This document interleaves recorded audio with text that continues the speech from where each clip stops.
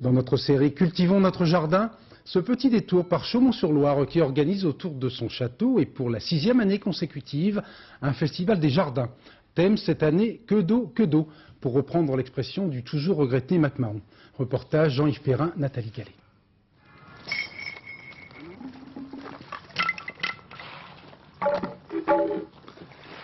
Fleurs des champs et fontaines de bambou mues par de minces filets d'eau. Sons insolites qui suscitent le regard, toujours en alerte, dans ce jardin baigné de soleil. Un peu plus loin, un espace très construit. Les plantes, entourées d'eau, glissent et s'agitent au bord de la noyade. C'est pas du décor de théâtre, c'est pas des œuvres d'art, c'est vraiment des vrais jardins. Et les gens qui viennent d'ailleurs, il y a plein de gens qui prennent toujours des notes comme ça, qui écrivent pour piquer les idées. On a découvert un peu ce thème et c'est vrai qu'ils viennent nous voir l'année d'après avec les photos de ce qu'ils ont réalisé, réussi ou raté. Mais c'est ça qui passe ici, c'est quelque chose de très modeste et très proche des gens. Lieu d'expérience. Lieu d'expérience à portée de tous, c'est pas si compliqué. Voilà.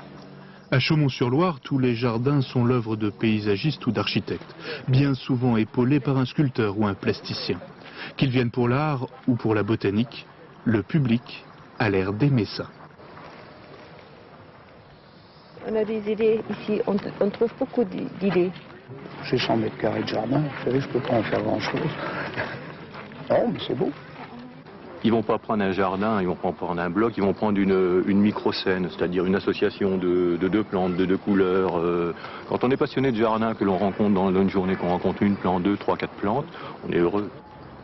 Il y a aussi les professionnels, toujours à la quête du petit truc.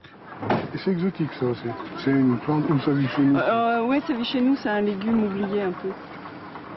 On est plusieurs enseignants, on vient ici pour photographier ce jardin, pour le voir, pour donner des idées à nos étudiants. Quelques peintres aussi, inspirés par cette nature généreuse. Ce potager par exemple, fouillis inextricable de choux, courgettes et tomates, dont l'artiste isole joliment ces quelques fleurs.